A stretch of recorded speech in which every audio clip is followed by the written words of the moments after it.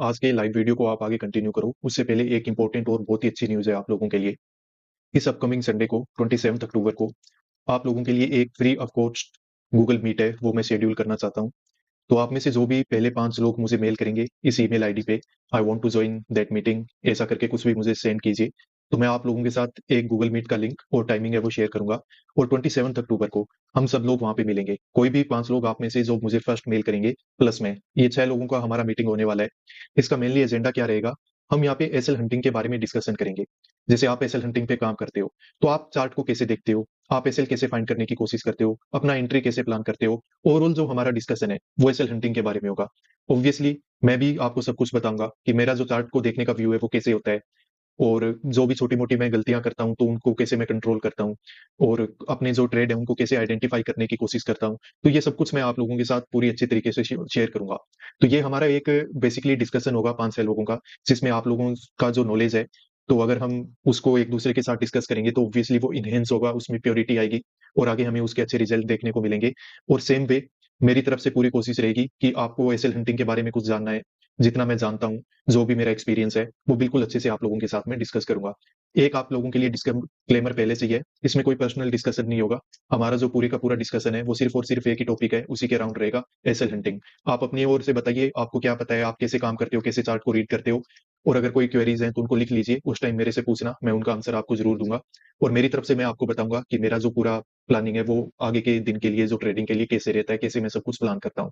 तो ये बिल्कुल फ्री है। आप में से जो भी 5 लोग होंगे जो पहले मुझे मेल करेंगे इस ईमेल आईडी पे, मास्टर ऑफ ट्रेडिंग 07@gmail.com, तो जो भी आप में से पहले 5 लोग होंगे उनके साथ ये मीटिंग है वो मैं शेड्यूल करूंगा। और लिंक गूगल मीट का, टाइमिंग, सब कुछ आपको ईमेल पे मिलेगा। तो जल्दी से इस पे ईमेल कर दीजिए आप लोगों से। फिर मिलता हूं मैं संडे को। ट्रेडर्स तो देखो, 25 अक्टूबर को मार्केट प्री ओपन हो चुका है। मार्केट ने 400 के लेवल के नीचे 370 के आसपास यहाँ पे कहीं पे गैप डाउन ओपन शो किया है। अब मार्केट में यहाँ पे पोजीशन हम बनाएंगे तो उससे पहले ध्यान रखना है कि एक तो यहाँ पे 500 का साइकोलॉजिकल लेवल है। दूसरा, मार्केट में देखो इस तरह की जो रैली निकली थी कल, यहाँ पे देखो काफी फास्ट मोमेंटम हुआ है। तो यहाँ से जिस भी बायर ने बाय किया होगा, अब वो ठीक ठाक प्रॉफिट में तो रहा होगा, पर इस तरह के ब्रेकडाउन, सॉरी, गैप डाउन वगैरह को देख के इस पे भी अब कहीं ना कहीं पे क्या हो गया है, खतरा आ गया है। यहाँ पे ऊपर 500 के लेवल के ऊपर अगर मार्केट ने होल्ड किया है और छोटा मोटा ब्रेकडाउन भी देने की कोशिश की है, पर इससे ज्यादा कोई फर्क नहीं पड़ता है क्योंकि ये बहुत स्लोली और बहुत धीरे हुआ है। तो यहाँ पे बायर की पोजीशन बनी हुई है। ओवरऑल मार्केट ने क्लोज भी 500 के लेवल के ऊपर किया था, और कुछ न कुछ सेलर ने भी यहाँ पे काम किया होगा, पर ज्यादा बायर की पोजीशन रही होगी। तो अब इस तरह के ओपन को देख के ये बायर तो अब स्ट्रेस में आ ही गया है, तो ये अपनी पोजीशन कट करेगा, प्लस ये वाला जो नीचे बायर मार्केट को ऊपर लेके गया था, इसका भी प्रॉफिट कहीं ना कहीं पे कम हो गया है, ये भी स्ट्रेस में आ गया है। तो हो सकता है कि मार्केट में फर्दर सेलिंग हमें देखने को मिल जाए, तो यहाँ पे सेलिंग साइड का एक पोजीशन बनाने का मौका हमको मिल जाए। बाकी जो प्राइस एक्शन बनेगा पेशेंसफुली हम उसी को ऑब्जर्व करेंगे, उसी का वेटेज ज्यादा रखेंगे। पर इस तरह के ओपन को देख के यही लग रहा है। बैंक निफ्टी में तो मार्केट गैप डाउन ओपन हुआ है, पर यहाँ पे निफ्टी 50 में आपको पता है कि कल क्या था, एक्सपायरी का दिन था, तो मार्केट लगभग पूरा साइडवेज रहा है।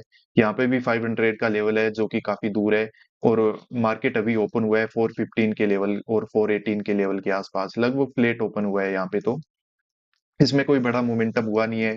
बायर और सेलर ने, हो सकता है कि दोनों ने यहाँ पे पोजीशन बना के रखा हो, पर हमें बैंक निफ्टी के अकॉर्डिंग काम करना है, तो उसमें तो यही लग रहा है कि यहाँ पे बैठा हुआ बायर है, वो भी स्ट्रेस में है, प्लस ऊपर बैठे हुए बायर थे उनको डायरेक्ट अब लॉस नजर आ रहा है। तो हो सकता है ये अपनी पोजीशन वगैरह कट करेंगे, तो यहाँ पे सेल साइड का एक ट्रेड करने का मौका हमको मिल जाए। तो चलिए काम करते हैं, कॉल साइड का पोजीशन हम बनाएंगे यहाँ पे। काफी मतलब लेट हो गए हम काम करने में, तो यहाँ पे थोड़े हमको हाई प्राइस ही मिल रहे होंगे, पर ठीक है, यहाँ से भी 500 के लेवल का ब्रेकआउट वगैरह तो हो सकता है। थोड़ा सा देख लेते हैं इसको।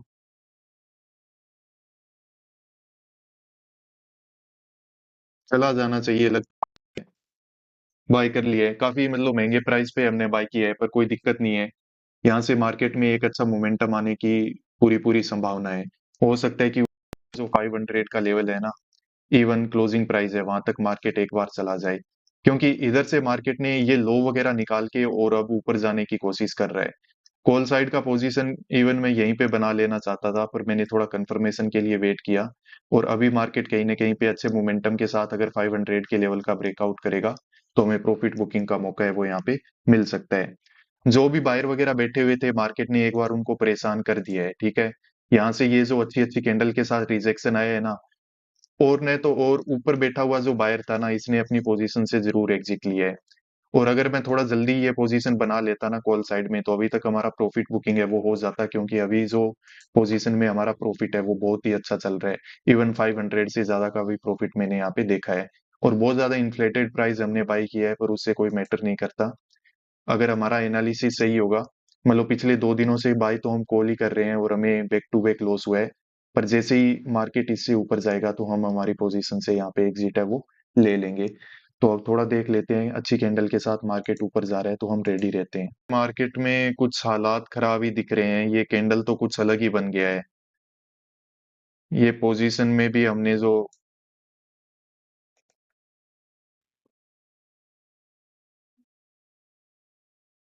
मार्केट में देखो हालात काफी खराब हो गए, पोजीशन बनाते ही लॉस नजर अचानक से आया है, क्योंकि यहाँ कैंडल देखो कितना खतरनाक बना है। मुझे तो लग रहा है कि अभी इससे एग्जिट ही लेना पड़ेगा।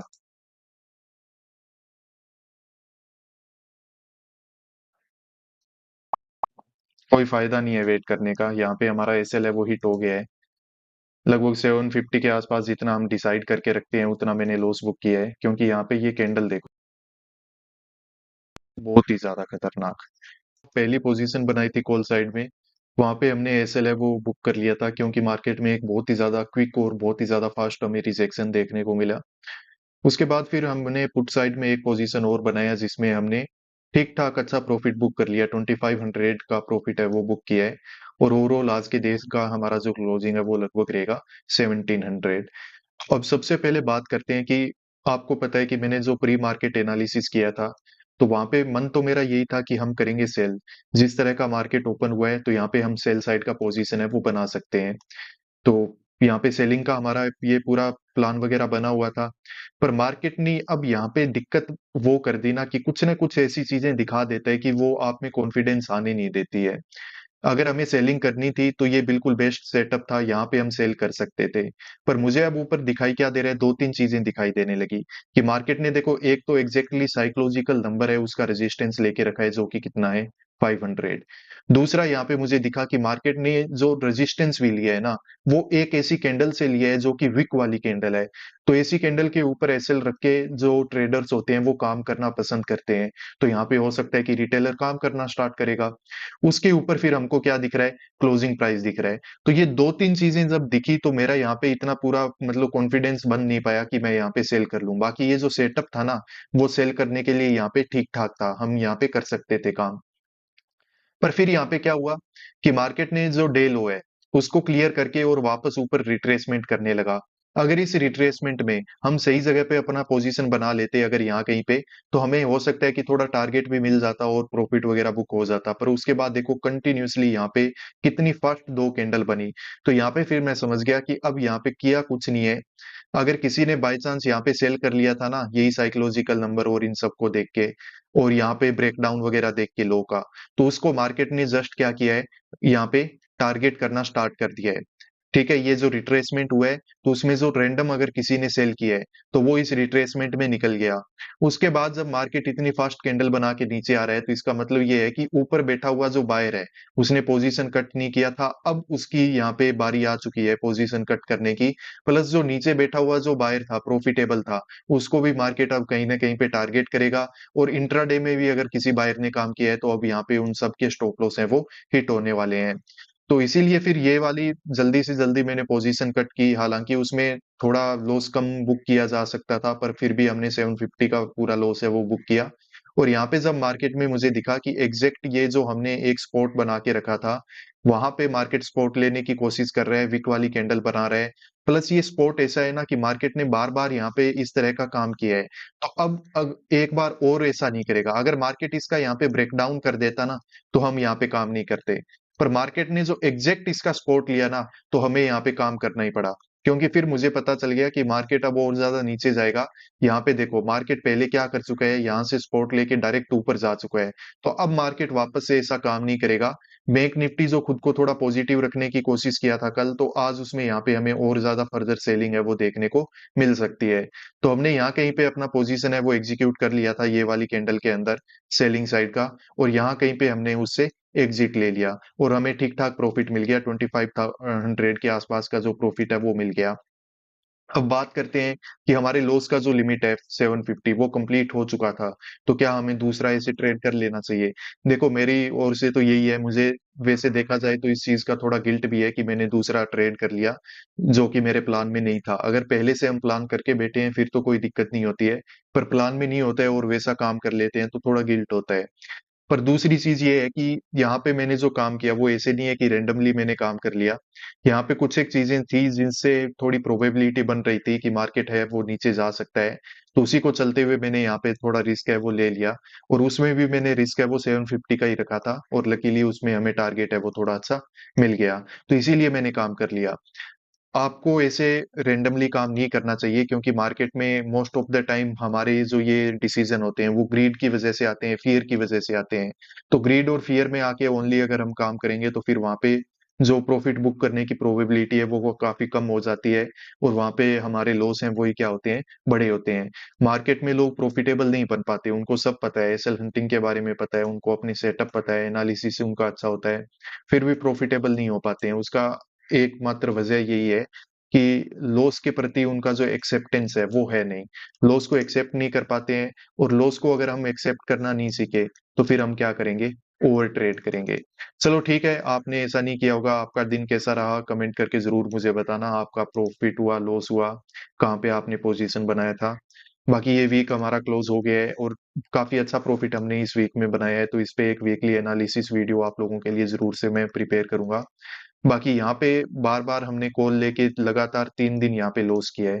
तो एक पॉइंट पे एक और चीज मैं आपको बताता हूँ, मार्केट जब एक पर्टिकुलर पॉइंट पे चलने लगता है ना, और उस पर्टिकुलर पॉइंट पे अगर आपके साथ कोई इंसिडेंट हो गया तो वहां पे ट्रेड बनाने में आपको डर लगता है। और जब डर लगने लगता है ना, जब फियर आ जाता है, तो आपके जो लॉस और मार्केट में अनसक्सेस होने के जो आपके जो चांसेस हैं वो मल्टीपल टाइम्स बढ़ जाएंगे। हमेशा याद रखना, फियरलेस होके ही काम करना पड़ेगा मार्केट में, ऑब्जेक्टिवली। चलो ठीक है, फिर मिलते हैं नेक्स्ट वीडियो में। Peace out.